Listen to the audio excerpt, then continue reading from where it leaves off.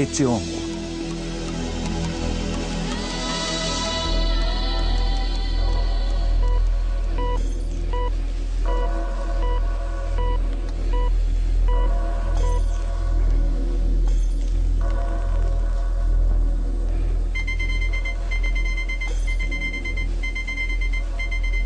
A vida pende por um fio bem fino. Leva poucos segundos para uma vida inteira mudar para sempre ou chegar ao fim. A morte. Distribuição sinapse. Morte. Incurável. Definitiva.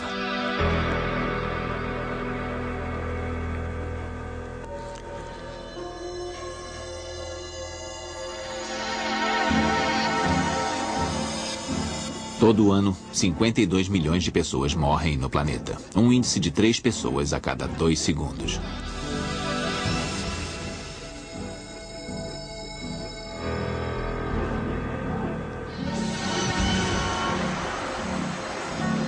A morte é o grande nivelador. Ninguém escapa.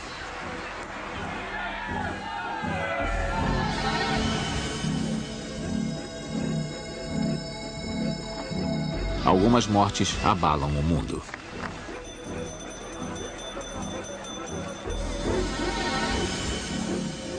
Outras passam despercebidas.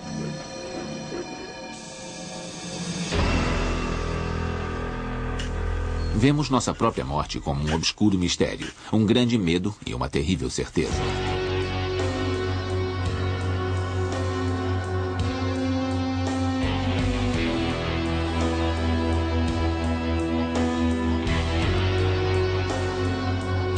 Quando a morte nos tira alguém a quem amamos, a primeira reação é de choque.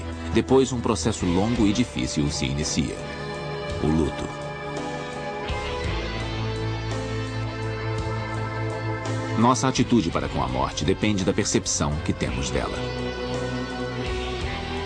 Existe vida após a morte? Um mundo além deste? Desde o início dos tempos, os seres humanos buscam respostas para essas dúvidas.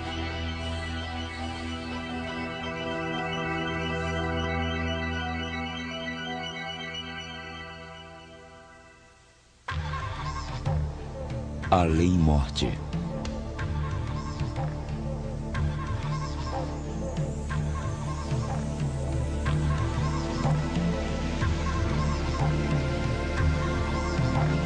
Desde tempos imemoriáveis, o Homo sapiens faz túmulos para os mortos.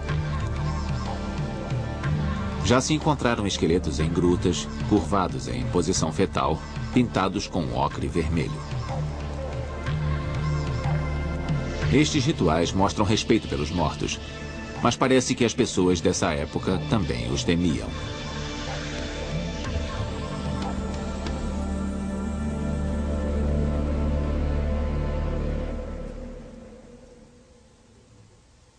Os mortos vinham até nós em sonhos. Ouvíamos vozes, os espíritos nos rondavam, mas veio uma época em que as pessoas viam os mortos como algo a temer que interferisse em suas vidas. Não conseguimos nos separar. Os primeiros cemitérios também foram os primeiros guetos do mundo. Os mortos deviam ter o seu lugar para que nós vivos tivéssemos o nosso. Ainda assim, eles os enterravam em local próximo, às vezes diretamente sob a fornalha. Eram cercados por objetos familiares. É comum encontrar nos túmulos armas, amuletos e jarras com comida. Nossos ancestrais acreditavam que a vida seguinte fosse semelhante a esta e que os mortos precisavam dessas coisas para a viagem final.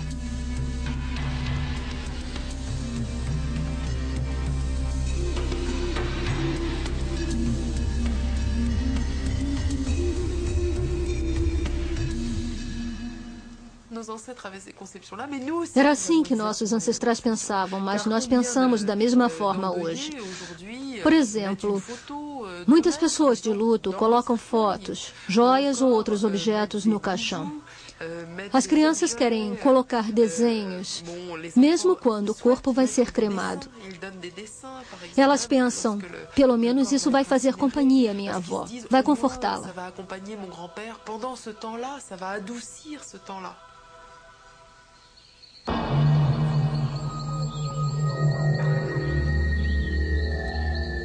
Mesmo em tempos pré-históricos, imaginávamos o que acontecia depois da morte. O granito, sólido e inalterável, nos faz sonhar com a imortalidade. Isso gerou uma associação, um forte elo simbólico entre a alma e a pedra.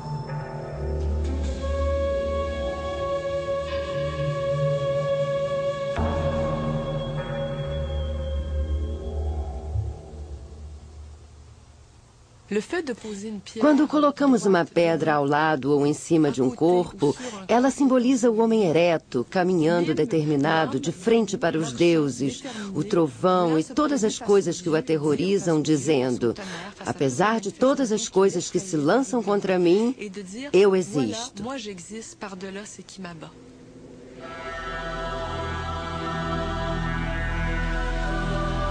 Os egípcios ergueram grandes monumentos para os mortos. As pirâmides são grandiosos sarcófagos reservados aos faraós.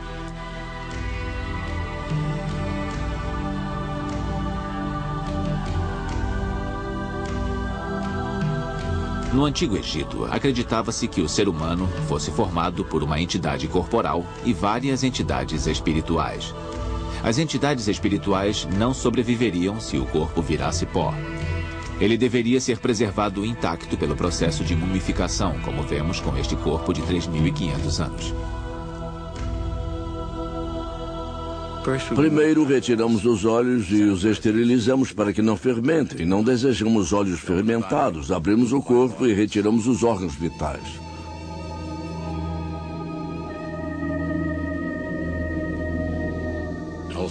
Também são esterilizados e colocados em jarras, senão irão se decompor. Agora vem uma parte muito importante. Retiramos o coração. No lugar dele, coloca-se uma estátua de pedra do besouro que trabalha com o excremento e que transforma a morte em vida. Costuramos o corpo, deixamos secar e colocamos em salmoura, água e sal por alguns meses. Deixamos secar, abrimos novamente e o enchemos de areia, resinas e temperos. Costuramos, moldamos os seios se for mulher e o enrolamos em um linho que tenha ficado de molho em conservantes. Agora o vestimos com uma roupa maravilhosa. Ele será colocado em um caixão na forma do corpo, que vai para o sarcófago. Nem todos os egípcios tinham direito a esse tratamento real, mas mesmo os mais pobres trabalhavam muito a vida toda para ter um lugar em uma cova coletiva. Os egípcios foram os primeiros a desenvolver a ideia de que o destino de um morto depende de como foi a vida dele na Terra. Depois da morte, todos enfrentam um teste. A alma é pesada perante a corte do deus Osíris, que lhe abre ou fecha as portas do paraíso.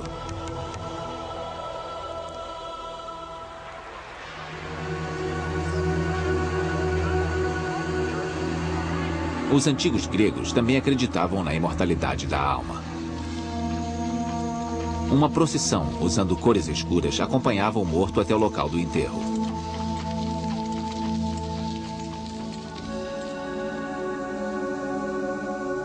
As mulheres cortavam o cabelo e arranhavam as bochechas como sinal de luto, enquanto os flautistas tocavam uma música solene.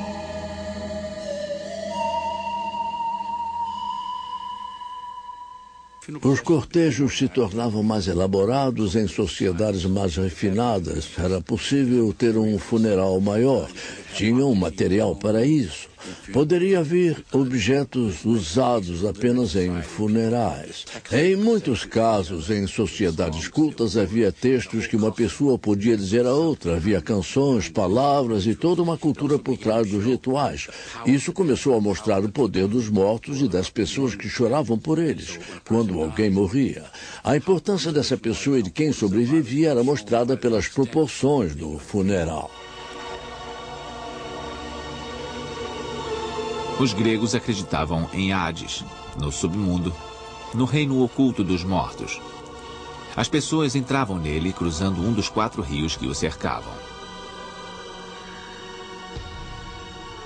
Caronte as levava de barco por um preço.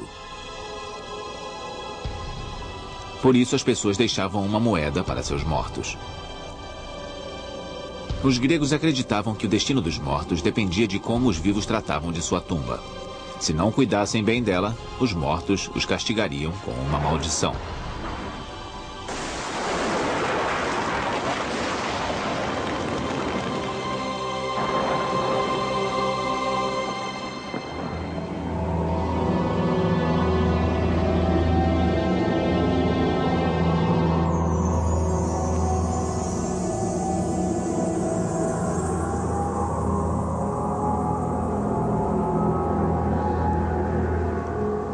Entre os romanos, um parente próximo beijava o morto para recolher o último suspiro.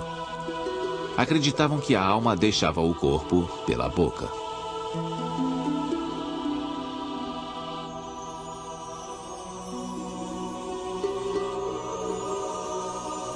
Depois do funeral, o corpo era cremado ou enterrado fora da cidade.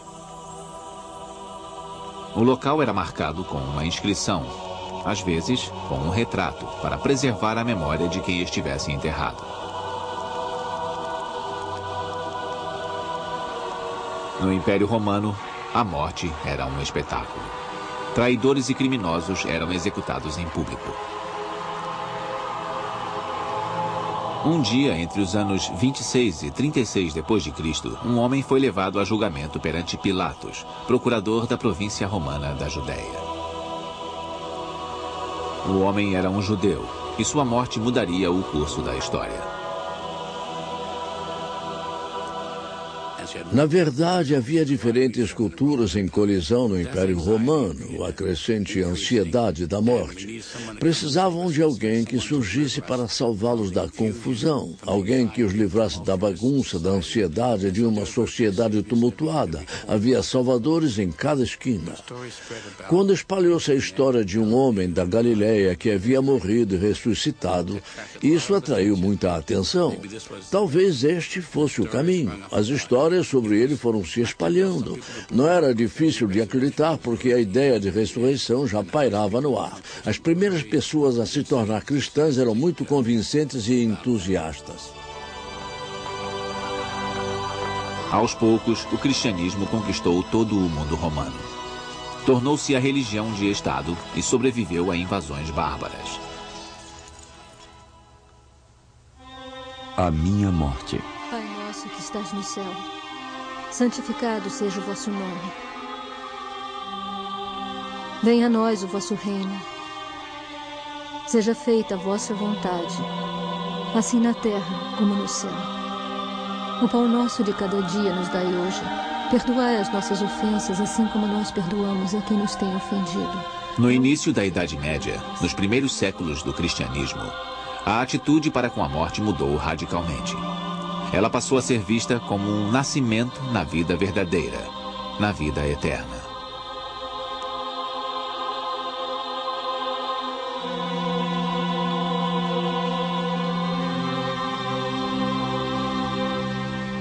Nous assistons dans cette Europe des communautés villageoises. Na Europa das comunidades de vilarejos, vemos a coabitação, por vezes pacífica e por vezes tumultuada, do cristianismo com o que se pode chamar de velha religião popular.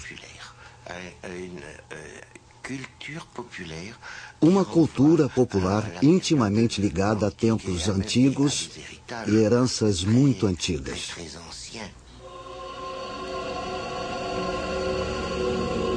O hábito do velório era cuidadosamente observado, porque as pessoas temiam que os mortos pudessem levar o corpo.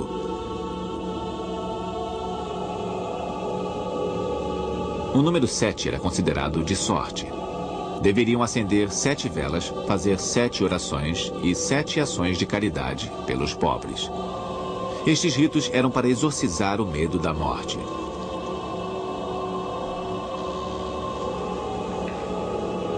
No entanto, a morte era uma visitante familiar.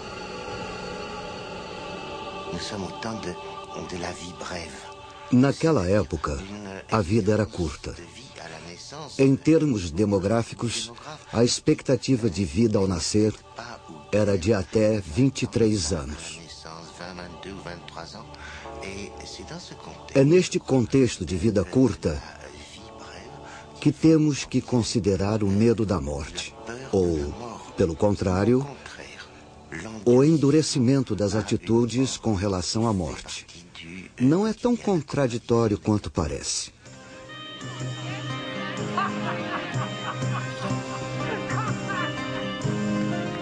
Entre os séculos XII e XV, ocorreu uma grande mudança na percepção da morte.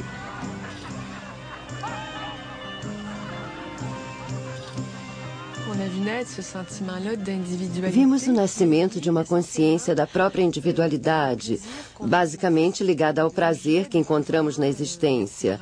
O eu descobrindo os prazeres da vida e, ao mesmo tempo, porque sempre acontece junto, percebendo que este eu não pode viver para sempre.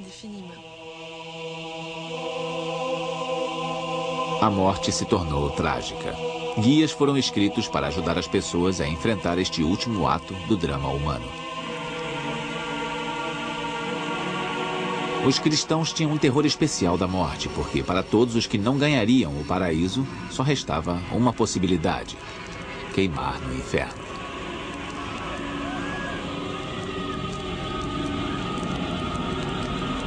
Sem dúvida, foi para suavizar essa terrível expectativa que o purgatório foi criado.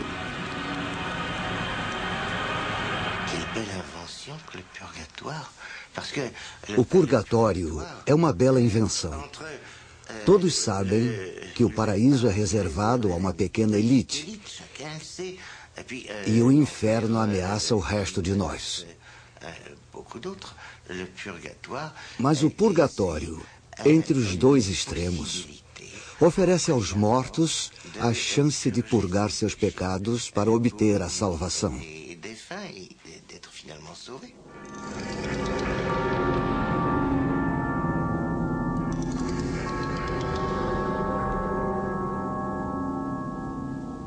A Igreja relutou por muitos anos, até meados da Idade Média, quando alguns papas viram que era uma proposta lucrativa.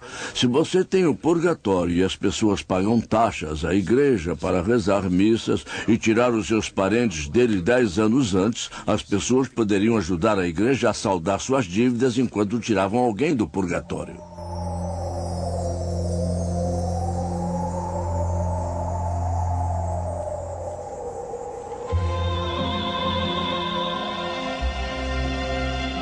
Em 1348, uma epidemia avassaladora assolou a Europa e causou uma das piores matanças da história.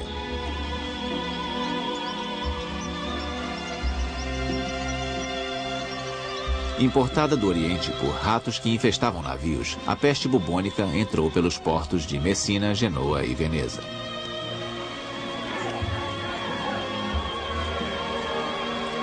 As pessoas morriam como moscas.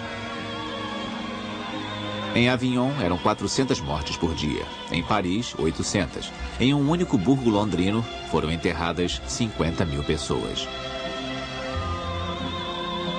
Os desesperados gritavam quando o carrinho que levava os mortos passava. As mães matavam seus filhos. O mundo caiu em histeria.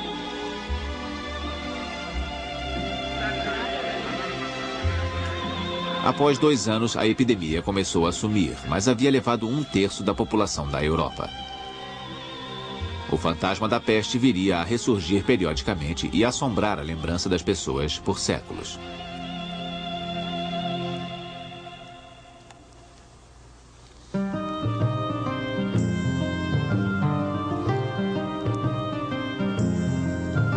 Desde o fim da Idade Média, a morte sempre esteve ligada à pessoa a quem ameaçava. Era uma tragédia pessoal. Mas do século XVIII em diante, os laços familiares ficaram mais fortes. Subitamente, a face da morte mudou.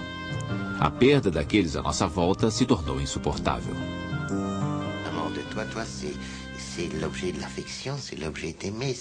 A pessoa que morria era o objeto do seu afeto, seu amor, seu querido, seu filho.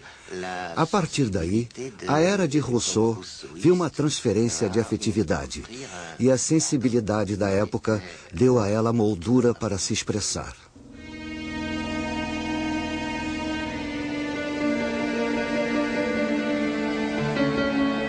No século XIX, o além se tornou o lugar em que nos reuniríamos com aqueles a quem a morte levou. Também foi quando as pessoas começaram a ir a novos cemitérios, situados em locais pastorais, para meditar nos túmulos das pessoas queridas.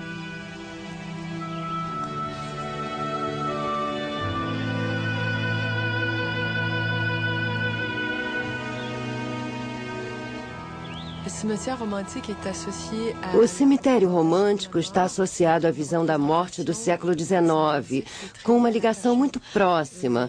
O valor humanista do elo entre as pessoas ganhou extraordinária importância. É claro que a morte era vista como uma angústia. Quanto mais angustiante, mais as pessoas precisavam encontrar meios de amenizar a dor. Foi a era de grandiosos epitáfios, grandes elogios e cemitérios românticos repletos de símbolos, tanto sombrios quanto tranquilizadores.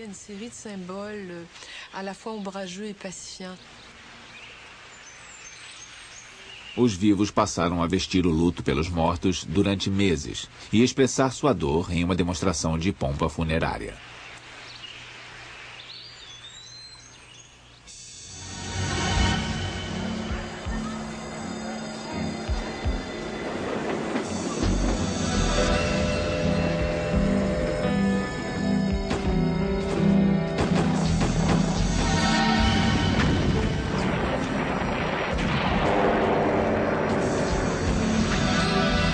O século XX deu fim à morte romântica. Depois da Segunda Guerra Mundial, a expectativa de vida aumentou e a morte ficou mais afastada do cotidiano.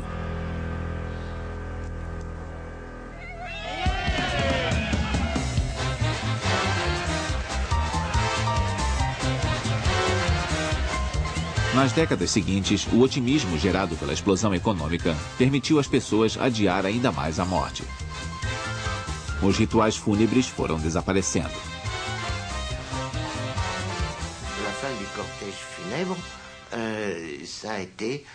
O trânsito e os sinais vermelhos acabaram com os cortejos. A grande reunião em volta do leito de morte não era mais possível nos modestos apartamentos das cidades. O lar era muito pequeno para que várias gerações, avós, pais e filhos, vivessem juntos. Portanto, os idosos iam para outro lugar para morrer, os asilos, ou cada vez com mais frequência para o hospital. A morte não fazia mais parte do sistema no qual tornou-se impossível subir com um caixão pelo elevador, a não ser em pé.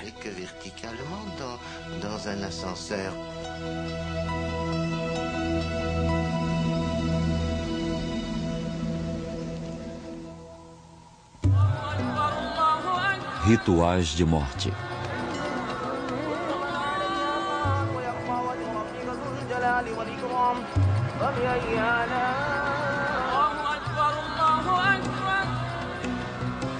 Mesmo hoje, se existe uma coisa comum a todos os seres humanos do mundo, certamente é o medo de morrer.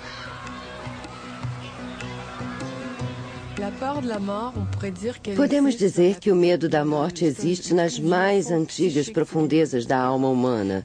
O que diferencia uma cultura de outra, não só a ocidental da oriental, mas do norte e do sul também, o que marca a diferença entre nós é como nos defendemos deste medo.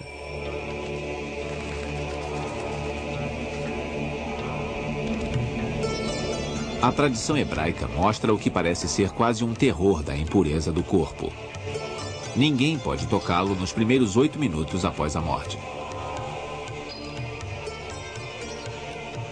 Uma pena é colocada nos lábios para detectar qualquer sinal de vida.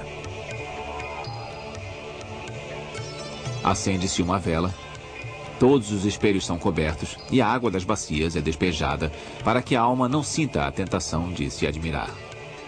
Depois, o corpo é preparado para o enterro. O processo se chama Tahara.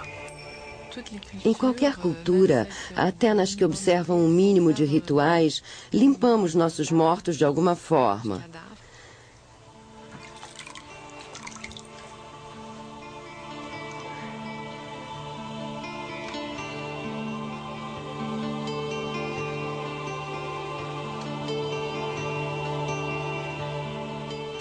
Isso pode ser feito por parentes próximos, como parece ser cada vez mais frequente em hospitais, quando há membros da família presentes na morte de alguém.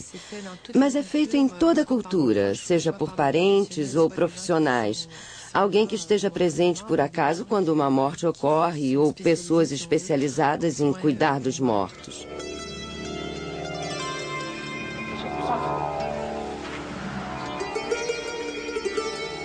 Para os muçulmanos, a limpeza mortuária consiste em deixar o corpo virado para a Meca e lavá-lo cuidadosamente 3 vezes. Depois recebe cânfora e água de rosas. O indivíduo nasce de uma fonte divina, pura e limpa. Deve retornar ao lugar de onde veio, também puro e limpo.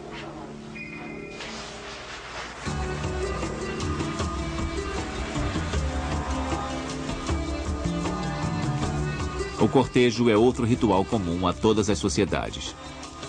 Permite aos vivos perceber o fato da morte e marcar a separação entre quem foi e aqueles que ficaram.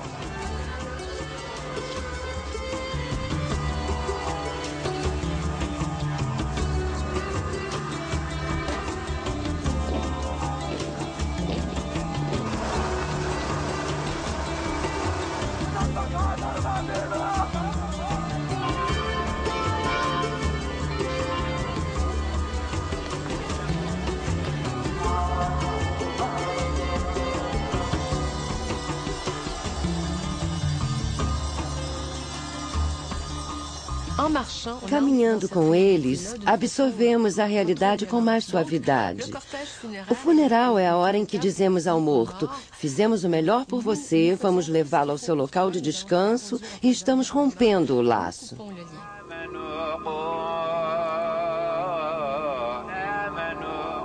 Em muitas culturas, o corpo é enterrado com muita austeridade.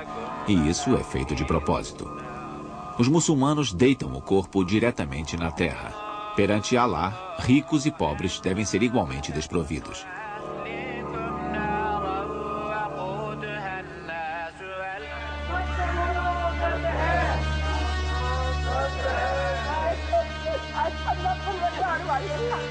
Os hindus creem que a alma fique presa no corpo. Acham que a alma deve ser libertada pela cremação para suavizar a passagem da pessoa para outra vida.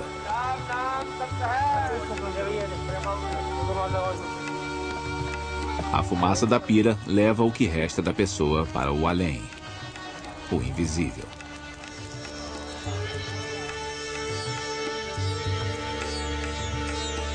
Todas as grandes religiões tentam acalmar nosso medo de morrer, pregando uma crença na vida posterior.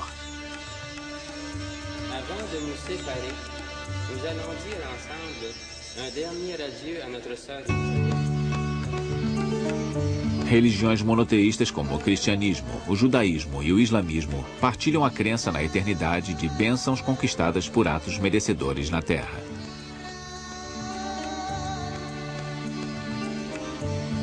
Para os cristãos, a cruz é o símbolo do sacrifício de Cristo para redimir os pecados do mundo e dar a vida eterna à humanidade.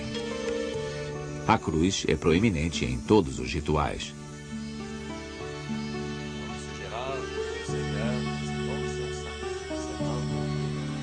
Apesar da esperança de ressurreição, a morte também carrega o terrível peso do pecado, que pode levar ao inferno. As religiões que mais se aproximam de controlar nossa vida também fizeram disso um de seus temas. Há uma grande mudança do grito alegre: estamos livres da morte, Cristo ressuscitou. Para a ideia de você quer ser julgado, provavelmente seria culpado. Talvez devêssemos saber que nem todas as religiões e os seus seguidores têm essa crença. Já é ruim o bastante ter de deixar esta vida, mas ser castigado no final dela pode ser esperar demais.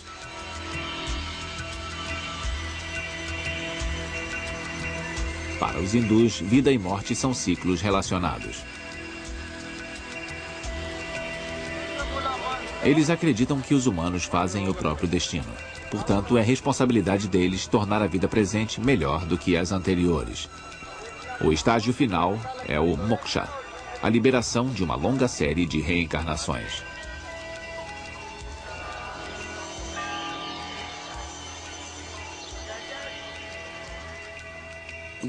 Quando somos crianças, vamos para a cama à noite e levantamos de manhã. A ideia de ciclo, a ideia de estação, de que não é o fim. Talvez o fim tenha começo. Qualquer criança, não importa onde tenha nascido, tem a mesma crença nos ciclos. A ideia de a vida ser uma série de ciclos ficou entre os asiáticos. Já estivemos aqui antes, estamos voltando. Depois de cremado, as cinzas do morto são espalhadas em um rio para garantir a purificação.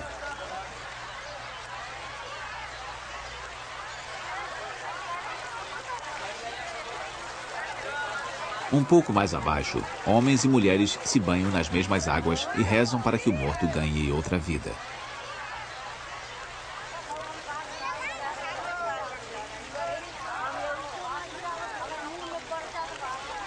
Embora marquem a separação dos mortos, os funerais também servem para forjar elos entre os mortos e os vivos.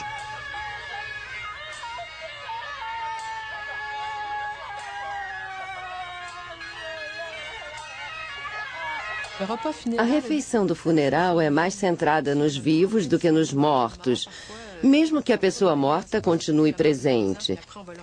Em algumas sociedades, o corpo permanece durante o banquete e só depois é levado para o local do seu descanso final. Às vezes, coloca-se um lugar para ele ou ela à mesa. A refeição é basicamente para unir mais o grupo e consertar o círculo rompido pela morte. Há um sentimento de ternura. Também há uma necessidade de haver excesso de festividade, o confronto da morte com um excesso de vida, contrapor o que não faz sentido com um excesso de sentido. Portanto, acontece principalmente para os vivos. Donc, on le fait d'abord et avant tout pour les vivants.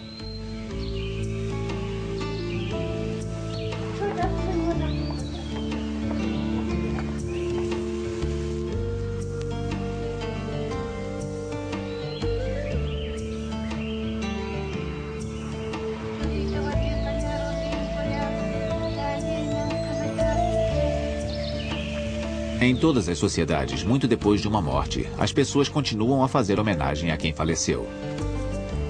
Mesmo depois de morrer, aqueles cuja vida marcou o mundo continuam a viver na lembrança de quem ficou.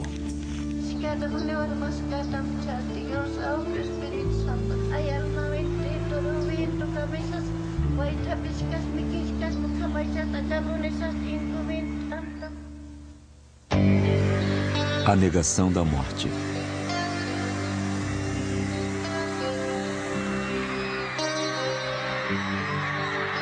Elvis Presley, le roi du rock, est mort aujourd'hui à l'âge de 42 ans, 24 heures... Em 16 de agosto de 1977, a notícia se espalhou pelo mundo. Elvis Presley, o rei do rock and roll, havia morrido.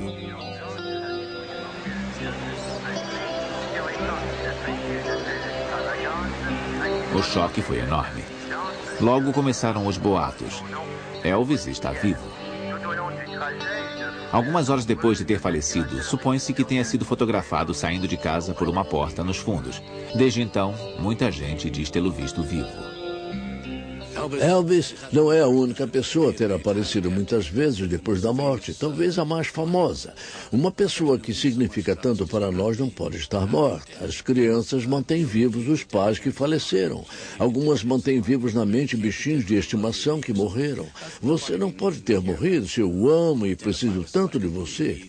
Talvez ninguém com quem nos importamos tanto e com quem nos identificamos possa estar morto, e não está porque permanece na nossa mente. Acho que isso é humano e inofensivo, a menos que lhe vendam sapatos de camurça azul.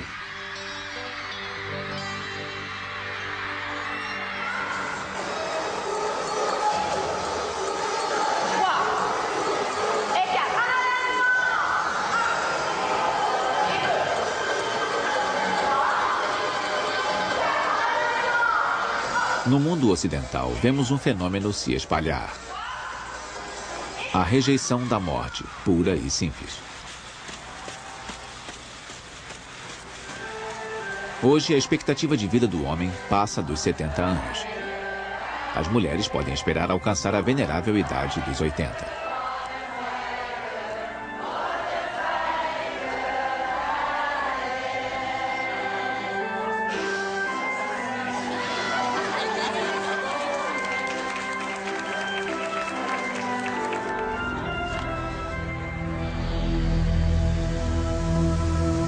Quando a tecnologia nos dá a impressão de que controlamos as forças da natureza, é tentador crer que também possamos conquistar a morte. Esta vítima de acidente é trazida para a ala de emergência. Ela é mantida viva artificialmente. Ao mesmo tempo, do outro lado da cidade, um homem que sofreu um ataque cardíaco é ressuscitado.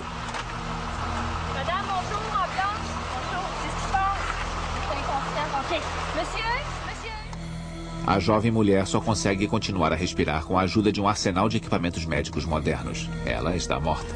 A atividade cerebral cessou. Um estranho paradoxo. Uma mulher morta continua a respirar e um homem cujo coração parou de bater momentaneamente está vivo.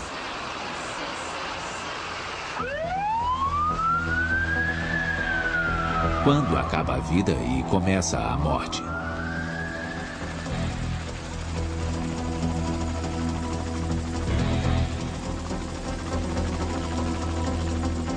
Graças a descobertas científicas, estamos salvando cada vez mais pessoas que antes estariam condenadas. Mas o milagre da medicina moderna pode levar ao uso de medidas terapêuticas extremas. Que tipo de vida um paciente em estado vegetativo tem?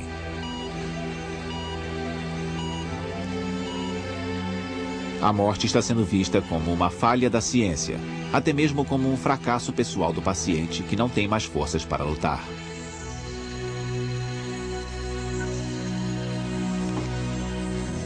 Quando você acredita que cada vida é especial, a morte parece intolerável.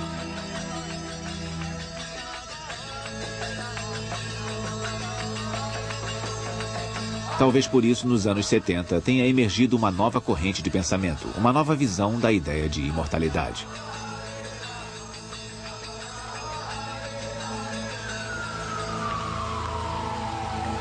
Novas técnicas de reanimação levaram ao aparecimento de um fenômeno pouco conhecido, chamado experiência de proximidade da morte. Pessoas declaradas clinicamente mortas e trazidas de volta à vida relatam estranhas experiências. Uma sensação de leveza e paz. Elas veem o próprio corpo sem vida e tudo o que está à sua volta. Depois entram em um túnel de luz que emite uma sensação de ternura e amor.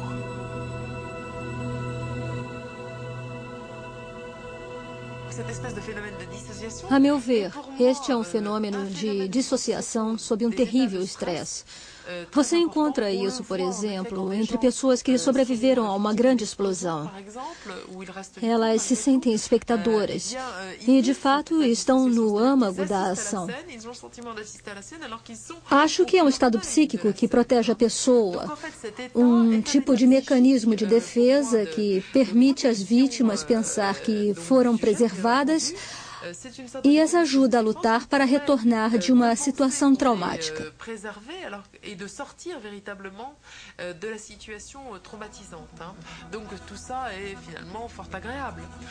É uma sensação muito agradável. Aparentemente, as endorfinas secretadas pelo organismo protegem o cérebro da realidade intolerável da morte. Há uma história que nos ajuda. Se vamos morrer, arranjamos uma versão que tenha algum significado para nós. Se não vamos morrer, voltamos com algo que faça sentido para todos os que vão. Isso é só uma história, mas não se sabe. Pode até ser verdade. Isso está além da ciência.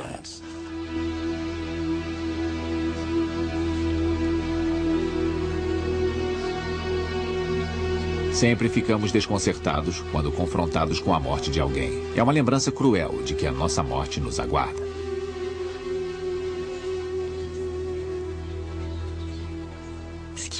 Alguns ritos de funeral são extremamente simples, quase inexistentes, porque não queremos reconhecer esta realidade.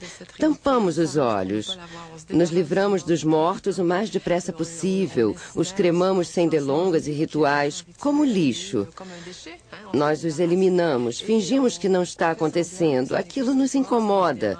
Temos uma agenda muito pesada, vamos acabar logo com isso. Mas criamos outros problemas. Mesmo que lutemos para negar a morte, ela acaba nos alcançando. Quando falece alguém a quem amamos, muitos de nós tentam voltar à vida normal depressa demais, levados pelas pressões da vida moderna.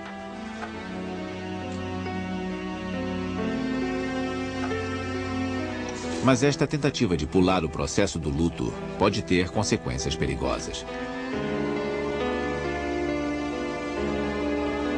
Meses, até anos mais tarde, as pessoas adoecem ou têm crises de nervos porque não tiveram tempo para lidar com um grande acontecimento na sua existência: a morte de uma pessoa próxima. Os funerais tradicionais têm a vantagem de forçar as pessoas a fazer uma pausa, a aprender a aceitar a realidade da morte e dar vazão à parte da dor.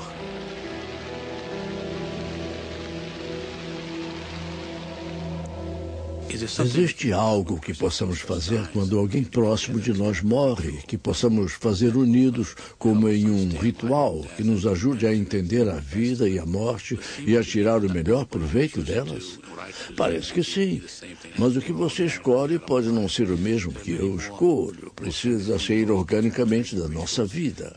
Há muitos funerais alternativos e experiências nos quais as pessoas dizem: vamos recriar a vida dessa pessoa, vamos falar do que amava, lembrar o que ela fez, vamos contar fatos engraçados, reviver a vida dela com eles e não nos centralizar na morte. Pensar que a vida está completa e o que isso significa. As pessoas fazem isso de formas diferentes, às vezes de forma séria, outras com humor, como Convier. Em sociedades complexas como o Canadá, os Estados Unidos e a Europa, não há mais uma forma única de se fazer as coisas, uma só experiência de vida e morte.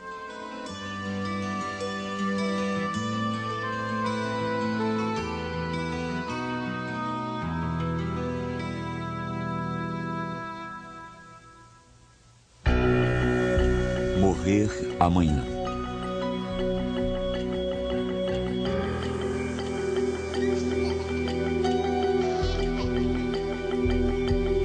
Graças a melhores dietas e avanços da medicina, a expectativa de vida de um bebê hoje é 3 vezes maior que a dos nossos ancestrais pré-históricos. Mas a idade alcançada pelos idosos entre nós não muda há 50 mil anos. Seres humanos raramente vivem mais do que 100 anos.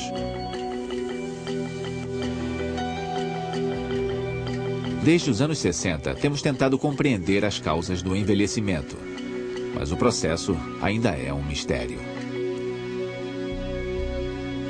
Por que nossas células vão parando de se reproduzir, fazendo o nosso organismo se deteriorar?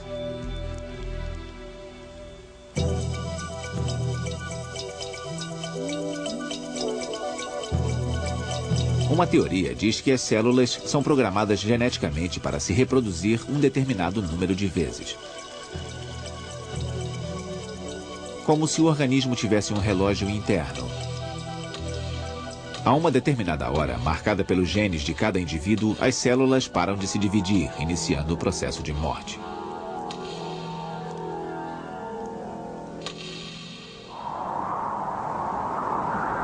Outros pesquisadores acreditam que as células se desgastam como resultado da exposição a fatores ambientais e ao acúmulo de resíduos no organismo.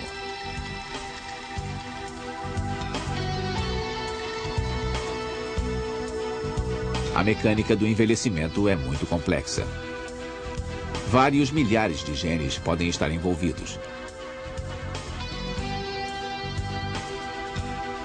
Mas se conseguirmos colocar um dedo no processo que inicia a degradação do organismo, não há por que não termos esperança de detê-lo um dia. Talvez até revertê-lo.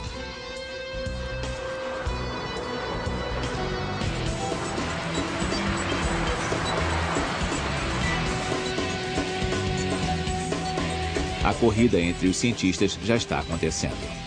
Todo ano sabemos que podem ter descoberto um hormônio ou uma enzima milagrosa que nos dará a juventude eterna.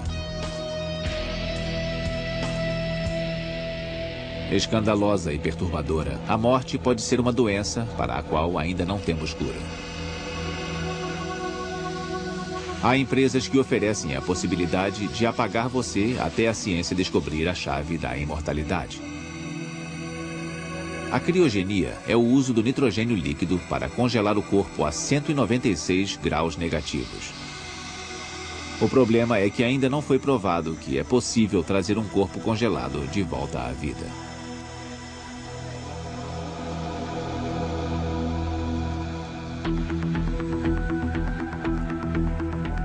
A clonagem é outra forma de atingir a imortalidade. Uma cópia perfeita de um indivíduo clonado pode ser criada de uma única célula.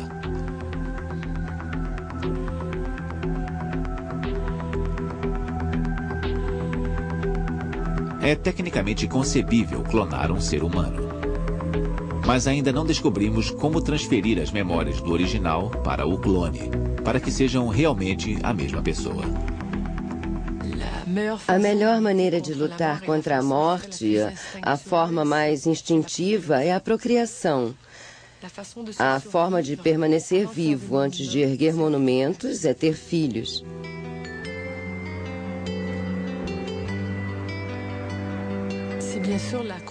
Claro, há uma crença na imortalidade, todas as crenças, e o fator da criação.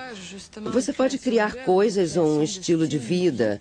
São duas formas de deixar a sua marca, mas não necessariamente fazendo grandes obras que influenciem a sua época, mas que afetem as pessoas com quem você vive. Todo mundo faz isso sem saber por quê. Fazemos isso porque temos consciência da morte, mesmo que não pensemos nela todo dia. Os humanos poderão se reconciliar com a ideia da própria morte? Talvez por causa da AIDS, uma doença que joga o fato da morte na nossa cara. Uma nova consciência da morte esteja surgindo no mundo ocidental. Ao contrário de todas as outras pandemias ou endemias excepcionais a que o mundo sobreviveu, a AIDS está ligada a vetores vitais, transmissores de vida. O sangue, o esperma. Isso tem um poderoso efeito na nossa imaginação. Por isso, recentemente, a AIDS ajudou a nos conscientizarmos de que a morte é o destino de todo ser humano. Je dirais grâce, entre guillemets, au sida depuis quelques années.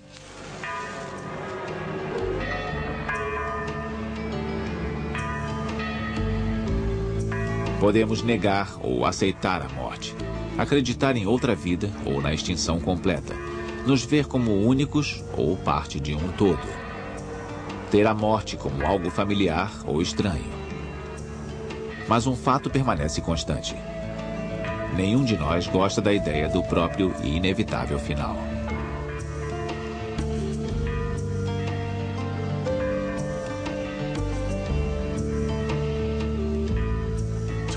Seja lá o que for que vier depois, há a necessidade de manter algo do morto espiritualmente na mente ou talvez, de certa forma, interagir e dar algo em troca. Acho que vamos continuar fazendo isso de formas cada vez mais criativas, mesmo que o que fizermos no futuro passe a parecer ficção científica. Os sentimentos e pensamentos não serão muito diferentes dos de Neandertal, que cavava um buraco, colocava uma pedra e a pessoa querida nele.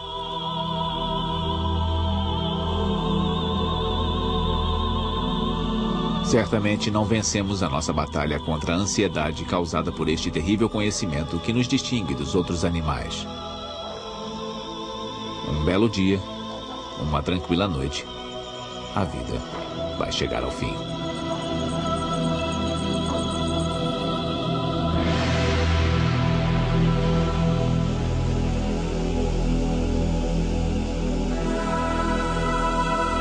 Versão brasileira Audio News.